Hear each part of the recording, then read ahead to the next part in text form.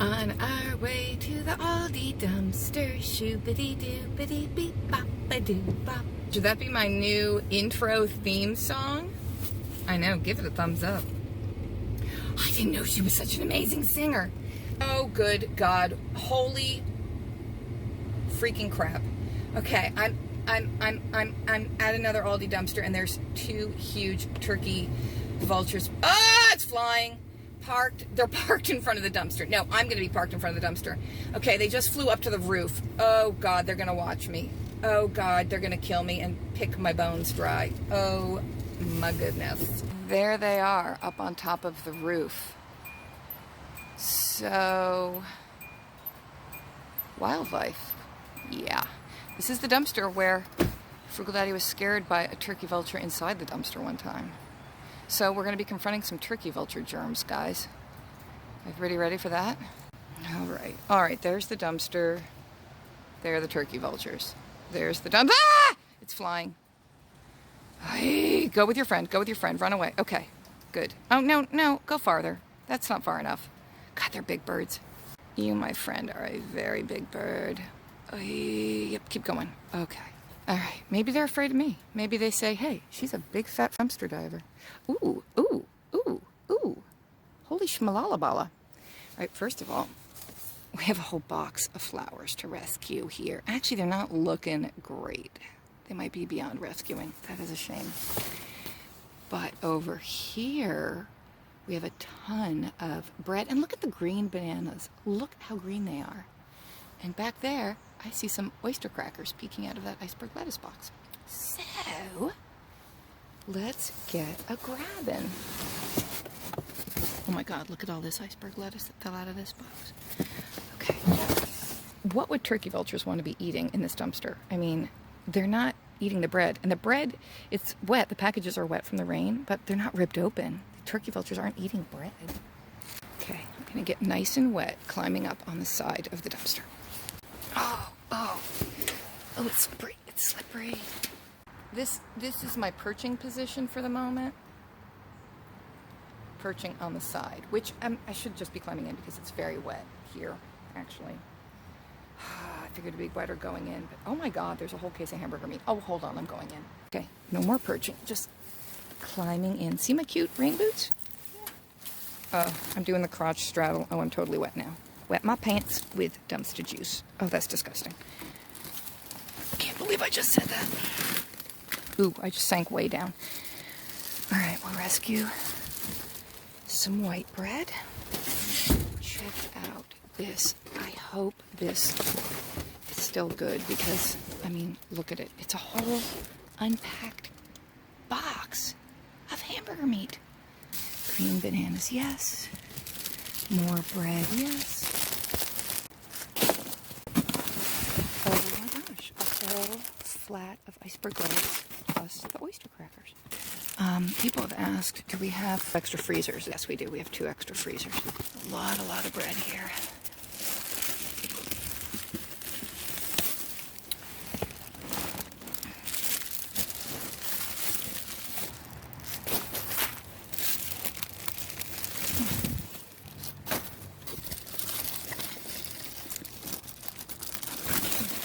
And yes, I think I'll leave some bread for other people. There's a lot of bread here. Lemons and apples. There's some more bananas. More bananas that look pretty good. Oh, wait. Look what's inside this garbage bag. We've got these little pretzel twists. And I thought, oh, maybe they're open already. How dirty could they be? I'll still eat them. But look, they still have the plastic safety seal on the top. Oh my gosh, look at that. Chicken broth? Box o' broth. Isn't it funny how bone broth is this popular thing now, as if bone broth is something new? Like, wasn't broth always made from bones? And this is vegetable broth? Oh, Chex Mix. Unopened Chex Mix in the trash. What else is in this bag? This bag of delights. Breadcrumbs. We've got the quinoa super grain. Oh I was finding some vegan vegetable broth here. Cornstarch. Oh my gosh. I thought it was more lettuce, but it's a whole bunch more cauliflower. And, you know, that looks pretty good. It's not all black. Not like I don't just cut the black bits off anyway, but I mean, that's some good looking cauliflower. And we love raw cauliflower with some ranch drip, with a ranch drip. Like a saline drip, but a ranch drip. And we love it cooked. And we love it all different kinds of ways. Let's rescue some cauliflower and then get the heck out of Dodge.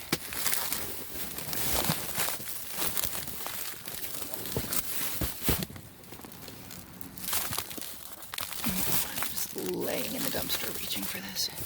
Okay, time to climb out. It's a lot of food down there to load into the trunk. Okay, time to climb out, if I can. I didn't see anything in there that looked like it was picked over by turkey vultures. I just didn't see anything. Nothing turkey vulturish. Ooh! I had to jump way beyond the box of bread. I had to vault forward. But I stuck that landing.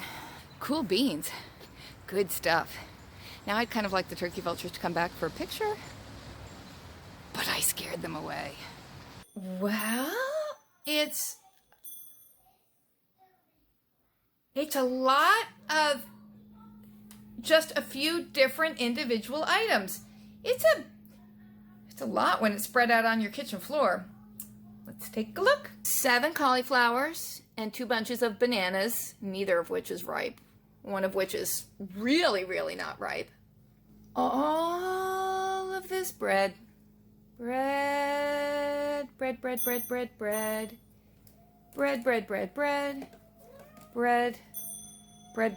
A lot of bread. And you know I left a lot of bread for other divers. There was a lot of bread. Somebody's sniffing at the bread. It's like a little rat sniffing. A little cat rat. We got the honey wheat pretzel twists, a bag of Gala apples, a bag of Meyer lemons, quinoa and cornstarch and Chex Mix, 2 boxes of chicken broth. Wow, the ghosts are loud and active now. I wonder if I angered them. Oh, see, as soon as I mention them, they stop. Breadcrumbs, ooh, panko, fancy. And some oyster crackers, a classic, plus all of this iceberg lettuce, and a whole case of this hamburger meat. Looks pretty good. You know the drill. We'll open it up and smell it. I'm thinking that we'll put a few in the freezer and then we're going to have to give a bunch away because we're just running out of space. I think we'll cook, if it smells okay, I'll cook some up for dinner tonight. So there you go. Just a few different items, but a lot of 4 of the different items. A lot of cauliflower, a lot of bread, a lot of hamburger meat, and a lot of iceberg lettuce, and then a little bit of other things. But 4 main categories with a lot of each. I'm thinking about constructing a bar graph.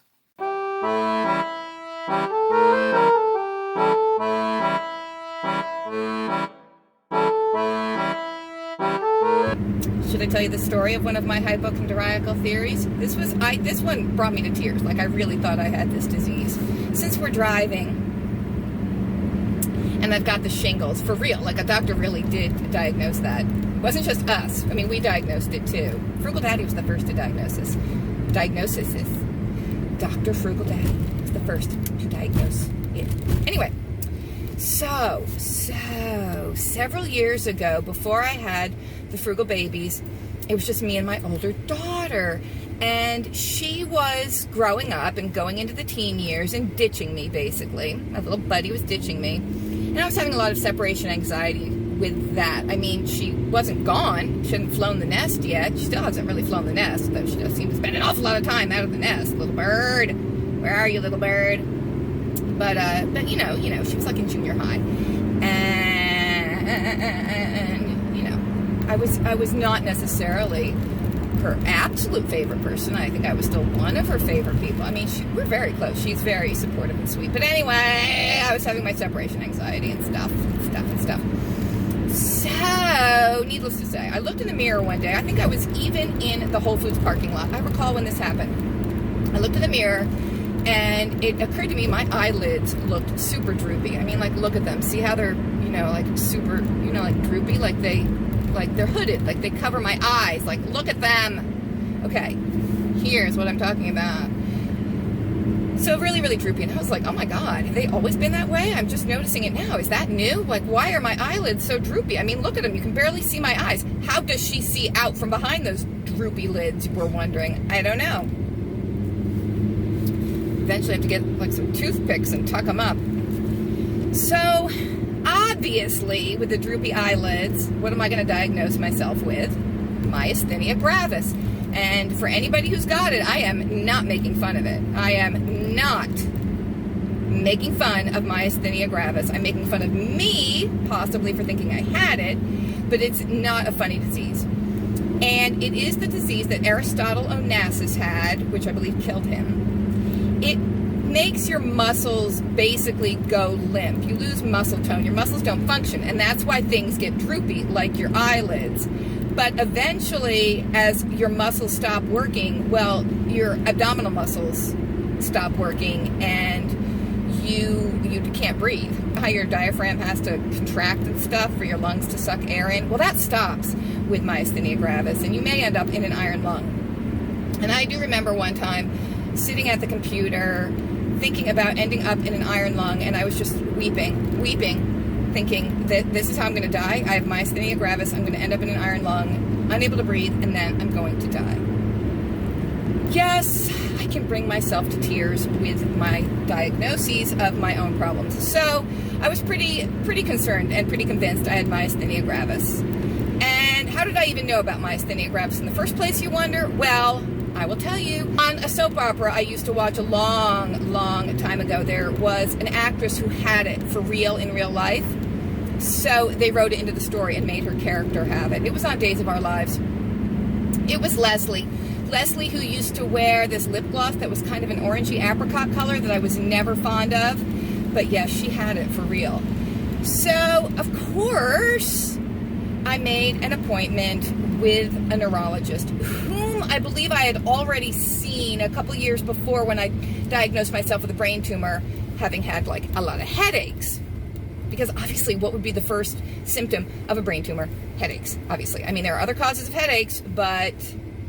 So, I went back to this neurologist with my myasthenia gravis diagnosis. And this guy was super nice. I love doctors who are nice to me and they actually listen to my theories, and they don't just go, oh, you are one crazy hysterical woman, go away. Like, no, he like went with it. So, and he was Russian, as I recall. Very tall, nice, handsome guy.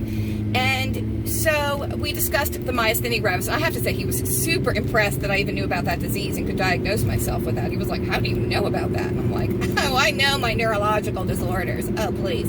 So then I had to tell him about Leslie on Days of Our Lives.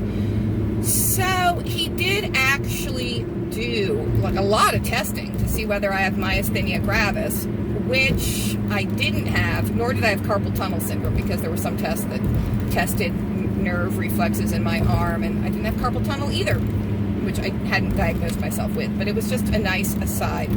But as he was asking me what was going on in my life and you know, stuff, and I was telling him about my daughter growing up and me having these separation anxiety problems with her, and I was kind of like starting to cry about that. He was so sweet, and he was like, oh, my wife is going through the same thing. We have 4 kids, and as they grow up and they don't need her as much, she's having a lot of trouble with that, and she gets really upset about it too. And then he goes, this is what cracks me up. Have you considered seeing a psychiatrist? A lot of people would not tell you this story, but it cracked me up so much, because he was going with, like, I don't think you have myasthenia gravis, but I'll test you for it. You know, we'll go ahead and make sure. But at the same time, he's like, yeah, there are other kinds of doctors you might want to see. But what was funny to me about it was I already had an appointment scheduled with a psychiatrist. You know, it's not like I don't have any self-awareness. He asked me that, and I was like, yes, I have an appointment with one on Friday. Yes. Back when I had my fabulous insurance with my state job, I was like, well, I've got insurance. I might as well see as many doctors as I can. I'll visit the gamut. And personally, having been a social worker, I don't attach stigma to mental illness. You know, it's not like I think seeing a shrink is this shameful thing. I think it's the smart thing to do. I think everybody should either see whatever kind of therapist, psychologist, psychiatrist, whatever. I mean, I picked psychiatrist because I was thinking, well, if I need medication, I need someone who's actually a medical doctor who can prescribe it. I'm okay with that. Anyway, that's the whole story. I don't have myasthenia gravis. At least I didn't then. I might now. I don't know, because they are, I mean, they're droopy. But I just thought it was funny. I laughed in through my tears. I thought it was funny when he was like, so have you thought of seeing a psychiatrist? And I was like, yes, I've already got the appointment. I'm right there with you. So, my little dumpsterinos, thanks for watching. Stay safe, sane, happy, frugal, fresh, fabulous, fun, funny, and I was going to say furtastic. That might be a made-up word. Furtastic. Frugal Daddy just gave me a weird look. I thought you were going to say fertile. Fertile! Stay fertile, for those of you who are trying to create life. And furtastic, if you're just raising kittens. And stay out of jail. And stay in the dumpster. Until we dive again.